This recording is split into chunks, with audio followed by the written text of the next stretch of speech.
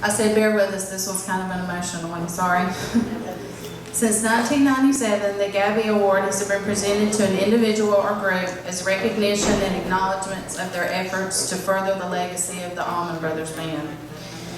This year, the GABBA Board is recognizing someone who almost made it his life mission to do just that. He loved music, and like all of us, he loved the Allman Brothers Band with all his heart. A proud Marine, he came back from Vietnam to try to build a life after war. And one of his comforts and joys was music, which he found great solace in. He actually started trading music first out of the back of magazines when everybody was still on cassettes.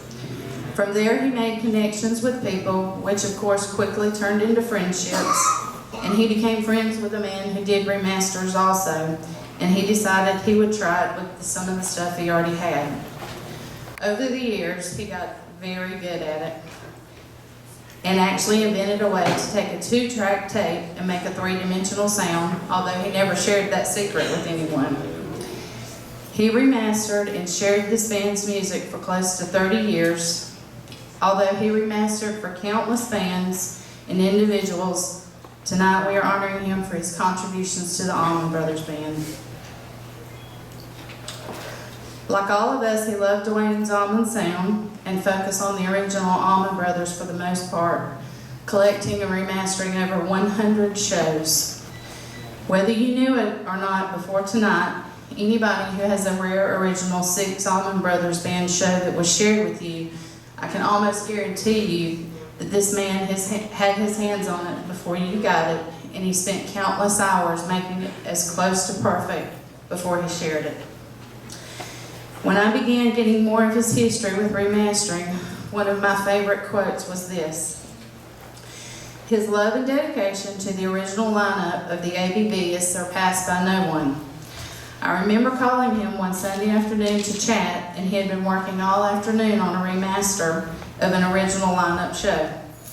As we talked, he played it back to me, and he then realized that he had spent 6 hours working on a 2-second segment of Elizabeth Reed just to get it right." And that was from Old Coot, as we know him on the ABB side. Or how do you pronounce his name? Old Coot.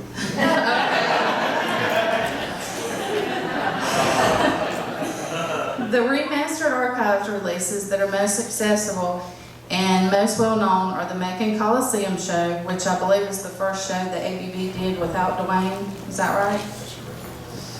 Nassau Coliseum and the Boston Commons release, which all, by the way, were also nominated for Jammies, which is the Grammy Award, or it used to be the Grammy Award, which was strictly for jam bands. He also took the 9/16/71 NOLA show, which was, according to everyone who listened to it first, painful to listen to, and made it into a masterpiece. One of the most amazing remasters he did is his series, which he named Peach Cobbler. And believe me, if you are fortunate enough to be given just a small portion of this series, you are blessed and on something extraordinary, so hang on to it. It is, in his opinion, a collection of the very best of each different lineup of the Allman Brothers, from the original 6 to the very last lineup. He patented Peach Cobbler Volume 6, a show that was done in Alex Cooley's ballroom. Dwayne Allman actually got a copy of the show, gave it to Mr. Johnny Sandlin, and Mr. Johnny Sandlin put it up for safekeeping. Years later, Mr. Johnny sent it to the master of remasters, and he worked his magic, and it now resides in the Library of Congress forever as a part of history that generations could go and hear and enjoy.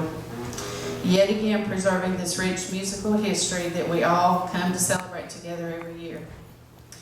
And of course, I could go on and on and on, because this is just a little bit of the work and time and heart and soul and love that he put into this band's history and preservation. If you haven't figured out yet who we're honoring tonight is Skipper Littlewood, or Captain Skipper, as we all know.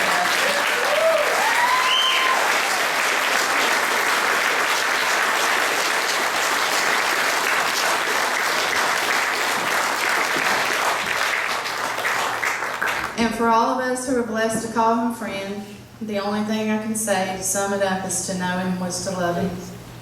He was as honest as the day is long, as gentle and kind as the soul you'll ever meet, giving, loving, caring, and beautiful. He is known and loved worldwide for the music he loved, but he is loved by the people who knew him just for being the friend, father, grandfather, husband, and just plain out amazing human being that he was. And Skipper will miss you every day. John's gonna finish. I'm going to try to finish. I didn't prepare anything like that, but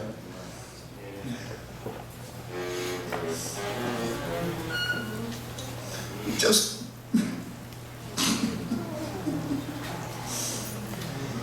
was able to meet Skipper a few years ago when he moved down to Georgia. I talked to him on the phone a couple of times, and I would go down on occasion and visit him and Renee. He was just a great guy.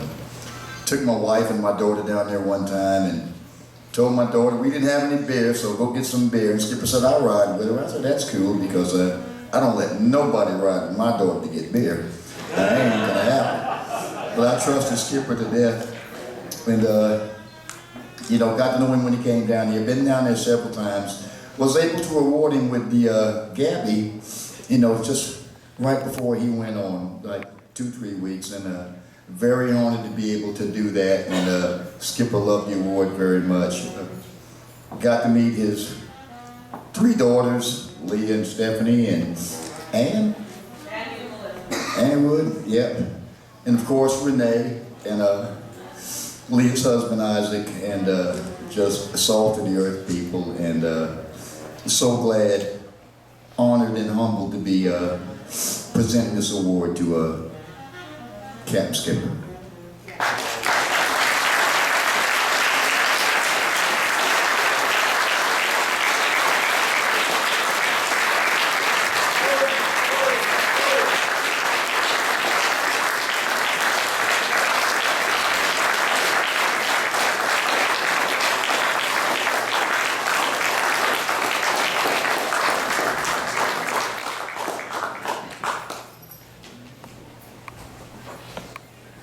They're coming up.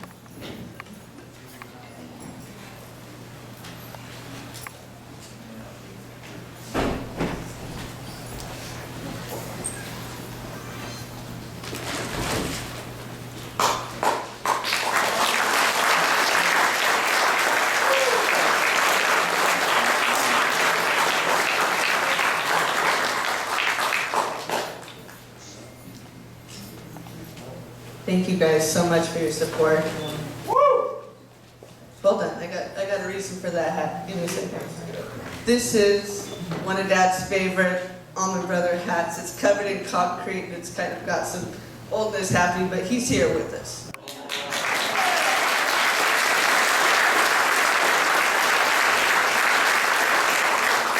I have a little something that I prepared today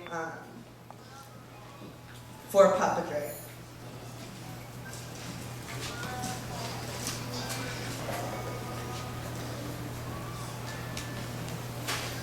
Captain Skipper, Daddy-O, was a modest and humble man. He probably would have asked us to accept it for us because he was just a very humble, happy dude. Despite his shyness, he loved everyone he met, and he loved the music. That was his life. Growing up, I remember Dad with a cup of coffee, bobbing his head, and tapping his foot to the beat. He would drive us insane, playing the same 5 seconds for hours, and calling us into the studio and saying, does this sound better, or does this one? You know, and it was exciting to see him get through it, and to help him was not only an honor, but we didn't realize how much he actually did. You know, he's a great guy. His attention to detail was killer. And trading music was his passion. That was the most favorite thing he's ever done. He loved trading music with people and personalizing the CDs for everyone. He was a genius at what he did, but more importantly, he loved what he did. And I have something small to share with you from the service that we had at Renee's house. Our captain, our father, the most humble man we know. Everything precise and perfect, complete with a head nod. He loved, he listened, he coped, and he felt. He lived life to the fullest, and his music was gold. You will be missed and mourned, but remembered through your peace, love, and music through and through.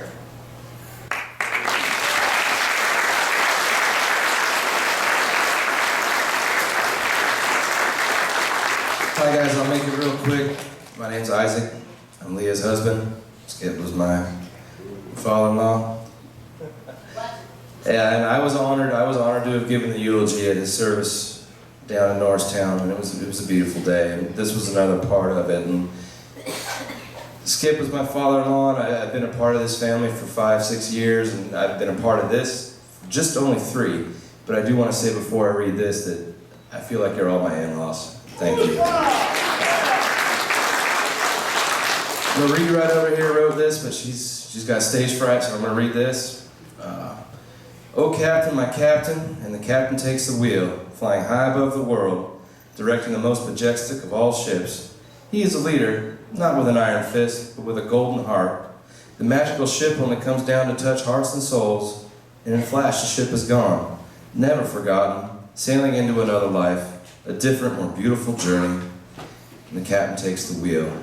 And that's kind of how we all feel up here on stage right now. Captain Skipper's right here with us, and we've all got his music forever, and we're lucky for it. That's all I can say.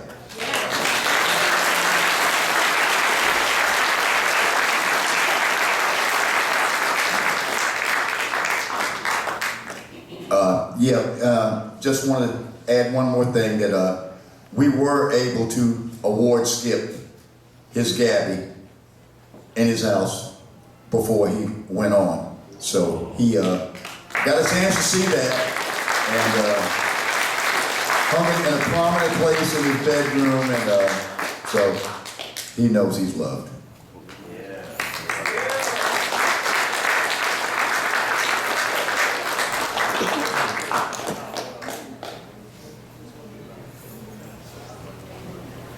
All right, I'm gonna say this before I tell y'all you can run to the restroom.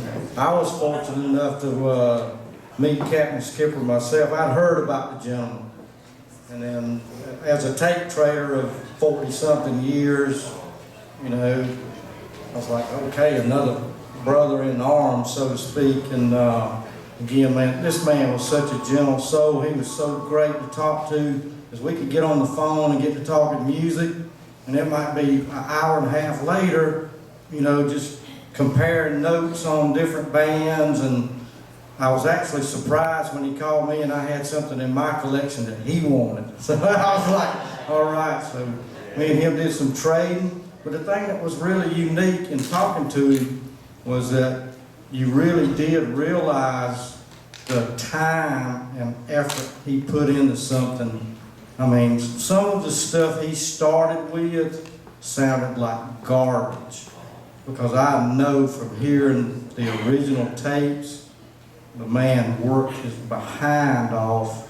I mean, that Mountain Jam thing that Samlin had, he told me he spent weeks working on that to get a click that was in that tape like every 5 seconds. He worked on that just, you know, for days and days and days to make that where it could be listened to. And it turned out to be a really great recording. That was like one of the holy grail items of all the Allman Brothers collecting. You know, you always heard about this long Mountain Jam that they did in Atlanta. Well, that's what it was. And for him to get that where we could enjoy it was a tremendous effort.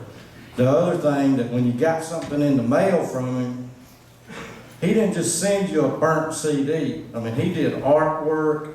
He put your name on it. I mean, this was like a customized, with love thing that he did. And I feel very blessed to be able to say that I got some music from him. And I hope anybody out there that, you know, if you burn a copy for somebody and you got it from Captain Skipper, you need to put his name on it, because everything he did, somebody needs to know he did it, and you tell them about him. So I'm telling you that as a taper and a trader for many, many years, this man was like the king of the mountain when it come to doing that. So